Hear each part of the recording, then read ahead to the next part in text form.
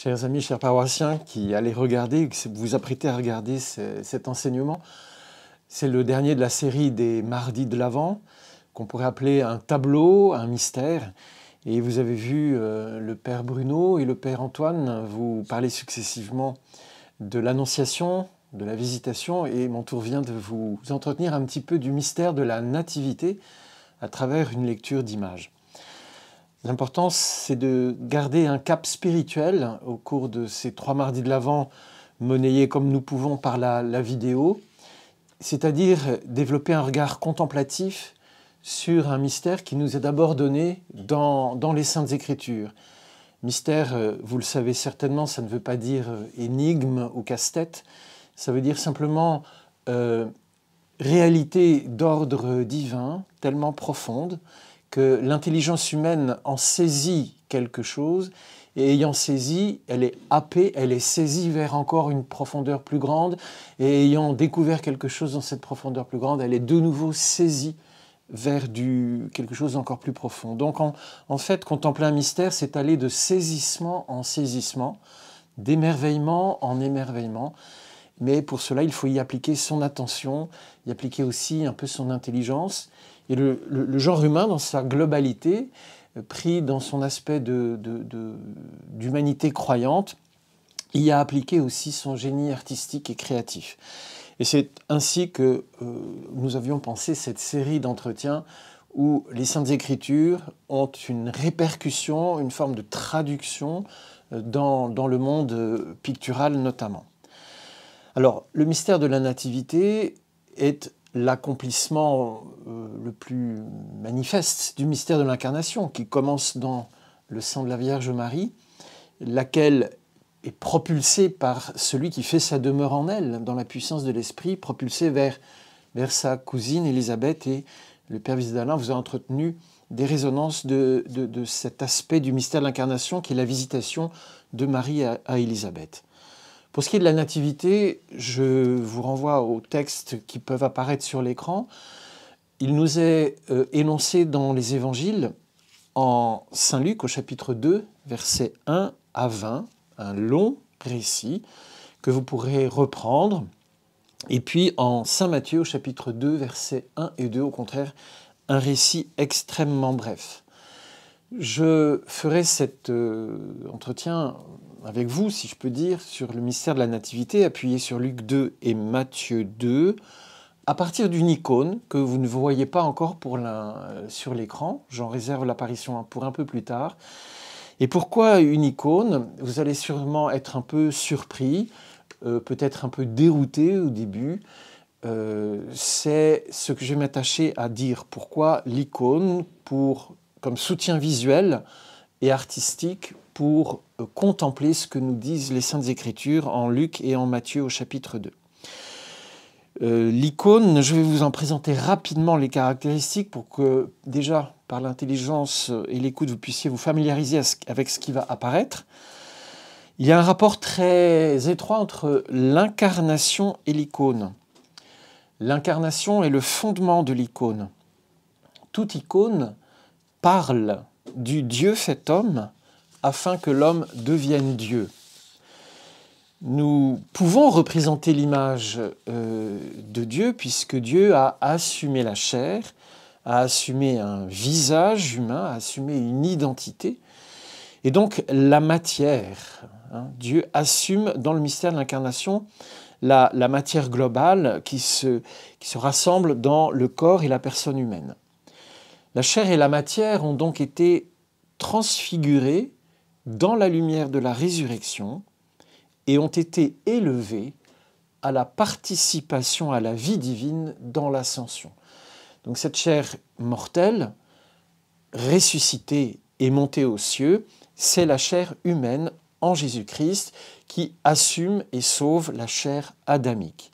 Donc depuis le mystère pascal, la résurrection et l'ascension, nous pouvons affirmer dans la foi que notre corporéité, toute notre matière humaine, mais aussi tout ce qu'elle véhicule comme esprit, puisque c'est une chair animée et spirituelle, cette chair humaine est transfigurée dans la lumière de la résurrection et élevée déjà en Christ à la participation à la vie divine dans l'ascension.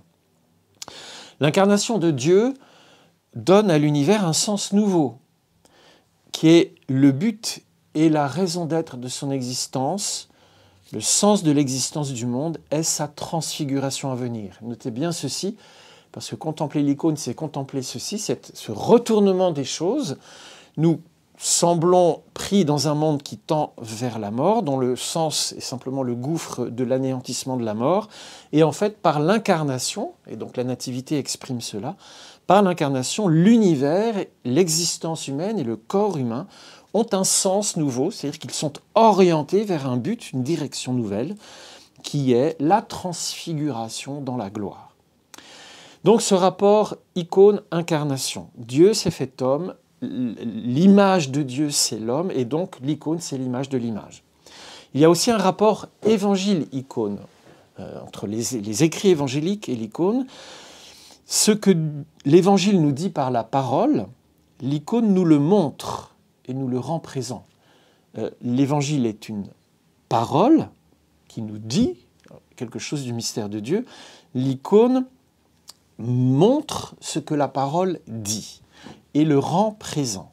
C'est un énoncé du 4e concile œcuménique de Constantinople en 870. Je vous le répète, il est fondamental pour préparer notre esprit à contempler une icône. Ce que l'Évangile nous dit par la parole, l'icône nous le montre et nous le rend présent. Or, la capacité d'une réalité à rendre présent une autre réalité, c'est quelque chose qui s'approche du sacrement. L'icône n'est pas un sacrement, mais le concile œcuménique de Constantinople nous le dit, dès 870, l'icône nous montre ce que l'Évangile nous dit et nous le rend présent. Ainsi, tout dans l'icône, que vous apercevrez bientôt, tout dans l'icône, couleur, représentation symbolique, a un sens profond et permet d'être mis en présence des choses qui sont montrées sur le support visuel. Troisième lieu de réflexion pour saisir l'importance de l'icône par rapport à l'écriture, par rapport à l'incarnation, maintenant par rapport à la liturgie. La liturgie en tant que telle, pour faire bref, est une épiphanie du mystère divin. Nous célébrons le 6 janvier en général l'épiphanie, cette manifestation de Dieu aux nations, mais il n'y a pas que cette épiphanie-là. La liturgie en tant que telle, quand vous êtes à la messe notamment, vous, sans le savoir peut-être, vous êtes en présence d'une épiphanie du mystère divin, d'une monstrance, d'une démonstration, d'une manifestation du mystère de Dieu en acte dans l'ensemble rituel constitué par la liturgie eucharistique en l'occurrence. La liturgie est une épiphanie du mystère divin dans un ensemble ritualisé, c'est-à-dire ordonné, où ce que l'on voit et ce que l'on entend renvoient à l'ineffable et à l'invisible. Vous essayerez de vivre vos Eucharisties en disant, voilà, ce que je vois, ce que j'entends, c'est perceptible, c'est sensible, ça ne m'affecte pas forcément émotionnellement, mais ce n'est pas ça que je veux dire en disant sensible, ça touche mes sens. Eh bien, ce que je vois, ce que j'entends, ce que même je respire, quand on a un peu l'odeur de l'encens, c'est des réalités qui me renvoient à de l'ineffable, de l'invisible. De l'ineffable, c'est-à-dire quasiment de l'incommunicable, de l'impalpable. Et en fait, ce que les rites, c'est-à-dire les actions ordonnées dans le drame liturgique, qui commence par un signe de croix qui s'achève par un « aller dans la paix du Christ », de l'un à l'autre, il y a toute une série de gestes et de paroles, toute une série d'attitudes qui conduisent une action liturgique de son début à son terme. Tout cela est une épiphanie du mystère divin, et ce qui est perceptible renvoie à l'imperceptible, et cet imperceptible qui se donne à voir dans la liturgie, qui se manifeste, qui est en épiphanie dans la liturgie, cet imperceptible, c'est l'action puissante et mystérieuse de la très sainte Trinité. Ayant dit cela, j'insère maintenant l'icône. La liturgie est une épiphanie du mystère divin. L'icône est à sa manière, elle aussi, une épiphanie. Je vous l'ai dit, puisque ce que l'Évangile nous dit, l'icône nous le montre. Donc, dans la liturgie, qui est le lieu propre de l'icône, c'est son biotope, c'est son environnement normal, c'est là qu'elle vit, qu'elle respire. Elle donne à voir l'invisible en participant à d'autres éléments de la liturgie. Elle est une fenêtre ouverte sur l'invisible. Et c'est donc en liturgie qu'il faut avant tout la voir, l'apprécier. Donc nous ne sommes pas là, quand nous verrons l'icône sur nos écrans, nous ne sommes pas là dans le contexte où elle donne toute sa mesure. C'est juste une façon d'approcher cette réalité de l'icône que de dénaturer un petit peu, de dévitaliser ce qu'elle peut être en la présentant de manière un peu, comment dire, magistérielle et sans son environnement liturgique.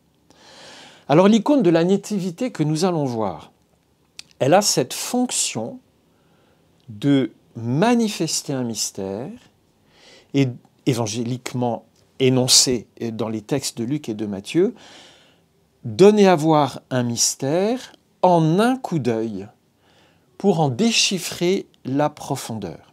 Et donc nous découvrons maintenant sur l'écran l'icône de la Nativité qui se trouve dans l'île de Patmos et qui est un archétype, un exemple très représentatif de l'icône de la Nativité, puisque vous n'êtes pas sans savoir que l'écriture d'une icône, c'est le mot juste, répond à des codes assez précis, et que l'icône de la Nativité, c'est un modèle que des iconographes successifs vont, à leur manière, écrire en imprimant quelque part, et de manière assez discrète, la caractéristique stylistique qui est la leur. Mais les éléments de l'icône de la Nativité sont pratiquement inamovibles, ce qui va nous permettre, en regardant cette icône, de découvrir ce qu'est l'icône de la Nativité d'une part, et le sens profond du mystère de la Nativité. Première chose à observer pour saisir l'icône dans sa profondeur, c'est se déshabituer à la perspective que l'art occidental, depuis que la perspective règne dans l'art occidental, se déshabituer à la perspective. Qu'est-ce que je veux dire par là? Dans l'art réaliste ou naturaliste ou tendant au réalisme depuis des siècles en Occident, la perspective, vous le savez, est un artifice pour donner l'illusion de la profondeur sur une surface plane. Le point de fuite que tous nos profs d'art plastique nous ont appris à construire sur un papier, ce point de fuite où convergent les lignes qui structurent l'image, est illusoirement placé loin du spectateur. Il s'agit, grâce à cet artifice géométrique, d'une certaine manière, de transformer le plan en espace, ce qui est une pure illusion, ce qui est une pure fiction. Néanmoins, cela permet de construire des images particulièrement belles et suggestives et qui permettent des déploiements expressifs extraordinaires.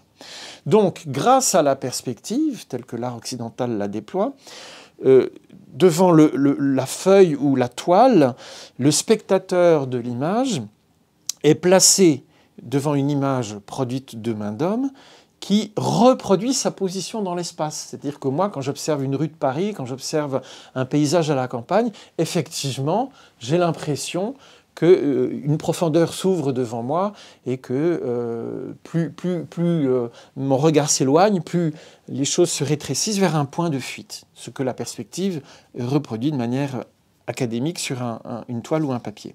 Or, ce point d'observation, il est strictement naturel. Il est, je dirais, mondain, il appartient à l'ordre du monde. Pour reproduire sur une feuille l'expérience visuelle du spectateur de quelque chose qui est devant lui, on construit cette perspective. Dans l'icône, elle est inversée. Parce que l'icône appartenant au monde de Dieu, étant chargée de communiquer quelque chose qui vient de Dieu, les choses viennent de Dieu à destination de l'homme. Ce renversement de perspective se joue aussi dans toute la spiritualité, si l'on peut dire, biblique, qui s'exprime notamment dans le Magnificat de la Vierge Marie. Il renverse les puissants de leur trône. Il élève les humbles. Celui qui veut gagner sa vie doit la perdre. Vous voyez, on tourne boule tout. Ce qui est en haut devient en bas, ce qui est en bas retourne, ce qui est en bas devient haut, etc.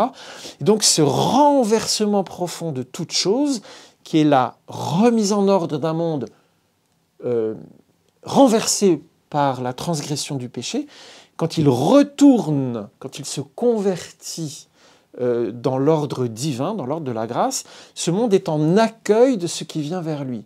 L'Esprit vient vers l'homme, le Christ s'approche de l'homme, le royaume s'approche de l'homme. Et donc, le point de fuite vu de Dieu, c'est la personne humaine. Et l'icône va renverser la perspective pour bien manifester que le mystère que le croyant contemple dans l'icône est un mystère qui s'approche de lui, qui descend de Dieu ou dont la destination est son cœur, son âme, son intériorité. Et donc l'iconographe va construire une perspective à l'envers, non pas en fuite, en avant du spectateur, mais en aboutissement à son cœur, à son intelligence, à son intériorité. Dans l'icône, c'est l'image qui est destinée à s'enfoncer dans la profondeur du spectateur et non pas le spectateur à s'enfoncer fictivement dans la profondeur d'une perspective.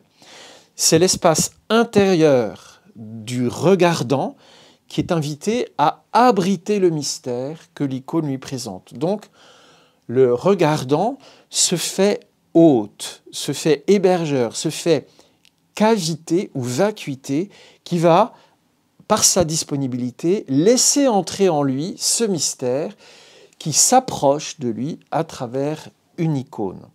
Et donc, c'est celui qui regarde qui est le destinataire de cette image. L'icône ne prétend pas reproduire le monde visible, mais nous mettre en présence du monde invisible. Un monde qui est destiné personnellement à celui qui le contemple et qui se laisse rejoindre là où il est. Nous allons donc, après ces considérations très générales sur l'icône en tant que telle, puis l'icône de la nativité et cette construction de l'image en perspective inversée, scruter un peu en détail des éléments de cette icône pour approfondir le mystère de la nativité. C'est donc ce moment de l'histoire humaine où, à Bethléem, dans la nuit, la mère de Dieu, fécondée dans le Saint-Esprit, par le Saint-Esprit, est donc devenue enceinte du Verbe, qui prend chair en elle, ce moment particulier où il naît au monde et où le cosmos, le monde angélique, le monde humain, retentissent de cette nouvelle et de cette venue. Voyons donc le décor de l'icône. En haut, au milieu, le ciel s'ouvre. Vous apercevez une sphère qui est engagée dans le cadre de l'icône, mais qui dépasse le cadre de l'icône, qui est en partie visible. Cette sphère, on en voit la partie inférieure qui est au bord du bord supérieur de l'icône, mais elle est comme débordant l'icône. Il y a un aspect de cette sphère qui nous échappe, puisqu'elle sort du cadre de l'icône. Et cette sphère qui dépasse les limites de l'icône représente symboliquement le monde céleste, c'est-à-dire le monde de Dieu en tant que tel. Dieu, d'après la Bible, habite les cieux au-delà des cieux, donc au-dessus du ciel atmosphérique qui surmonte la scène de la grotte de la Nativité. Vous avez ce ciel divin qui est engagé dans le ciel cosmique, si je peux dire. Et de ce ciel divin, qui est engagé dans le ciel naturel, sort un rayon de lumière qui vient l'unir à la terre. Il y a comme une flèche de lumière qui vise l'enfant qui vient de naître, et c'est le lien divino-humain qui est ainsi manifesté. Celui qui naît au creux de la terre a sa source en Dieu, et tout en étant sur terre, il n'est pas séparé de Dieu. Il y a comme ce cordon ombilical, dirait-on, mystique et spirituel, cette traînée de lumière qui, du ciel au-delà des cieux, vient rejoindre la chair de cet enfant nouveau-né. Dans le décor aussi qui entoure la scène de la Nativité, vous voyez que les montagnes sont très largement présentes, elles sont très escarpées, elles sont comme en mouvement, elles sont comme une terre non pas lisse et tranquille, non pas une montagne polie par le temps, mais comme en surgissement. Il ne s'agit pas de représenter une montagne particulière des environs de Bethléem en Judée, mais le signe que la terre se soulève. Elle se soulève dans un tressaillement d'allégresse, elle est propulsée de ses profondeurs vers les hauteurs. C'est qu'elle est visitée, comme une pâte qui aurait reçu du levain et qui, sous l'effet d'une cuisson et du feu, se soulève et produit des croûtes qui s'enchevêtrent, qui se télescopent un peu. Donc la terre commence à se soulever, à fermenter sous la poussée d'un germe nouveau qui est cet enfant Dieu relié au monde céleste et qui produit une énergie de soulèvement, de vitalité nouvelle. Et quand on lit dans le Premier Testament que les montagnes dansent de joie à la visite du Seigneur, on a un écho de cela dans l'icône. Vous voyez ce tressaillement, ce tressautement de la croûte terrestre à la venue du Fils de Dieu. Isaïe disait la vérité germera de la terre, et là vous la voyez comme ensemencée dans cet enfant, dans le creux même de l'écorce terrestre. On reviendra à cette grotte toute sombre où est déposé l'enfant Jésus. Le monde animal et végétal est aussi présent discrètement autour de cette scène centrale, quelques arbustes et quelques animaux. L'univers entier est visité par Dieu.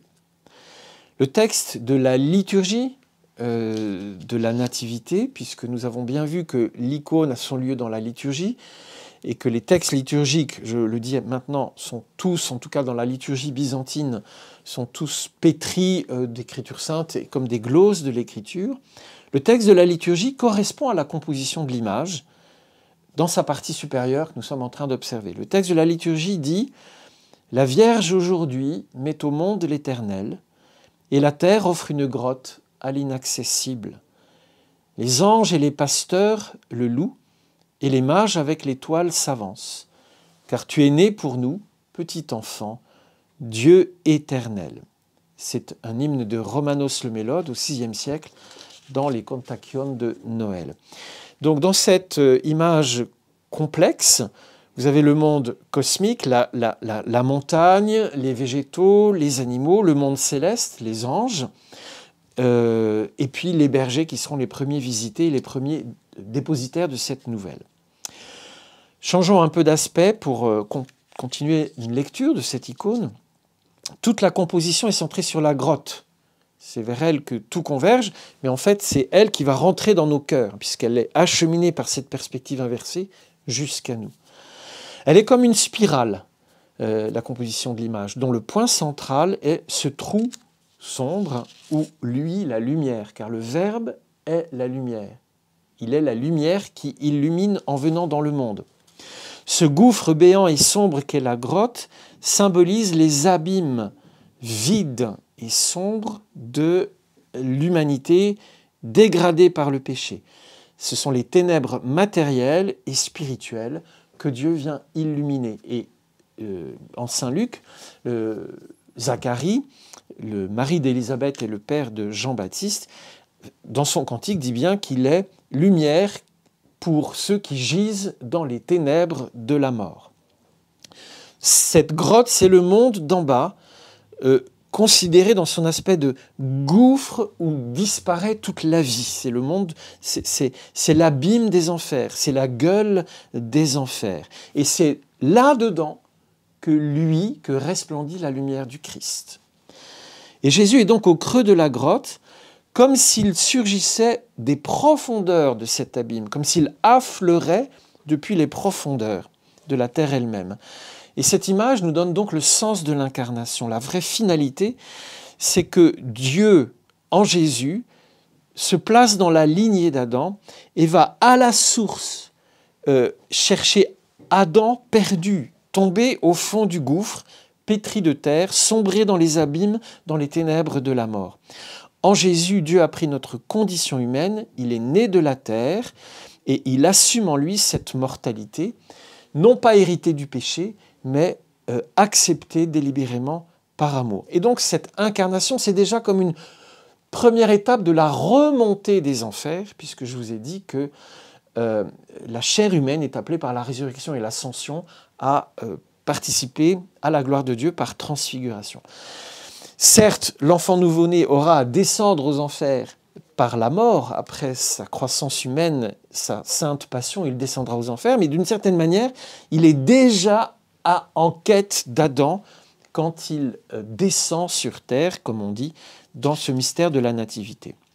Et vous voyez au centre de l'icône l'enfant Jésus couché dans une mangeoire qui ressemble à un sarcophage. Et ces langes évoquent un linceul, préfiguration de la passion à venir, qui est inscrite dans son auréole marquée d'une croix. La tache blanche et or de l'enfant enveloppé d'un suaire sur l'autel qui est autant un tombeau se situe loin de tout le sentimentalisme que l'art occidental déploiera et qui est pour notre agrément, de ce bambino couché sur de la paille avec des putti qui volaient autour de lui. L'icône nous ramène véritablement à l'essence du mystère. La mission de Jésus-Christ est rappelée ici. Il est né pour mourir et ressusciter, pour nous donner la vie éternelle. Il prend de nous notre mort qu'il n'avait pas en lui, pour nous donner sa vie que nous n'avions pas en nous. Et il vient pour se donner en nourriture. Il est comme le pain eucharistique qui est déjà posé sur l'autel. Vous savez bien qu'en liturgie, l'autel représente aussi le tombeau du Christ. Et il est posé là, dans la mangeoire, pour être mangé, déjà offert à la consommation vivifiante de ceux qui croiront en lui. Il n'y a ni âne ni bœuf dans les récits bibliques de la naissance du Christ, et pourtant, outre l'enfant, vous avez ici l'âne et le bœuf, qui sont des éléments constants dans l'iconographie de la nativité. Traditionnellement, le bœuf est considéré comme Israël, et l'âne est vu comme les païens. Cela vient d'une distinction très importante sur les deux animaux. Le bœuf est un animal pur dans les textes bibliques, et l'âne est un animal impur selon les prescriptions alimentaires du Premier Testament. Le mélange du pur et de l'impur est lié très étroitement au mélange des Juifs et des païens. Ces deux mélanges sont interdits par la loi de Moïse. Il ne peut pas y avoir de mélange entre le pur et l'impur. Il ne doit pas y avoir de mélange entre le juif et le païen, ce qui explique la prohibition des mariages mixtes. Il y a une loi mosaïque en lien avec l'icône de la nativité. Je vous lis cette loi au livre du Deutéronome, chapitre 22, verset 10. « Tu ne laboureras pas avec un bœuf et un âne attelés ensemble. » Voyez, cette interdiction du mélange du pur et de l'impur, du juif et du païen, s'exprime aussi dans l'agriculture d'une certaine manière. Je répète, cette interdiction du Deutéronome, tu ne laboureras pas avec un bœuf et un âne attelés ensemble. Tu ne peux pas mettre ensemble un animal pur et un animal impur, même pour les besoins de tes labours. Ce qui est proscrit, c'est donc l'attelage du pur et de l'impur, qui peut seulement être accompli sans péché par le Christ. Il est le seul qui peut assumer dans sa pureté, dans sa sainteté, lui qui est le Saint de Dieu, il est le seul à pouvoir assumer ce qui ne peut pas l'être, ce qui ne peut pas s'associer, c'est-à-dire le pur et l'impur. Et c'est ce qu'il fait dans l'incarnation. Il assume une chair mortelle, héritée d'Adam, d'une certaine manière marquée du sceau de l'impureté, mais c'est le Verbe de Dieu, le très saint, le très haut, qui assume cette réalité. Et donc l'association dans l'icône de l'âne et du bœuf en arrière-plan de la personne du Fils de Dieu fait chair, c'est le symbole de l'union des extrêmes en Jésus-Christ.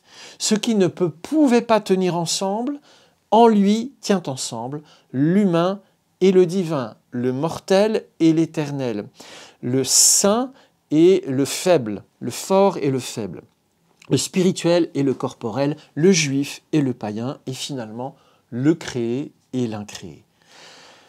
Regardons maintenant de plus près la Vierge Marie, devant la grotte. Elle est allongée dans la position habituelle d'une accouchée, et sa position épouse la forme de la montagne. Elle est cette montagne sainte, d'où s'est détaché celui qui va renverser les empires du mal, toutes les puissances hautaines, et je fais référence à ce petit caillou qui se détache de la montagne dans le rêve qu'interprète le prophète Daniel, ce caillou qui va pulvériser l'immense colosse aux pieds d'argile, à tête d'or, à poitrine d'argent, à ventre de bronze, à cuisse de fer et à pieds d'argile.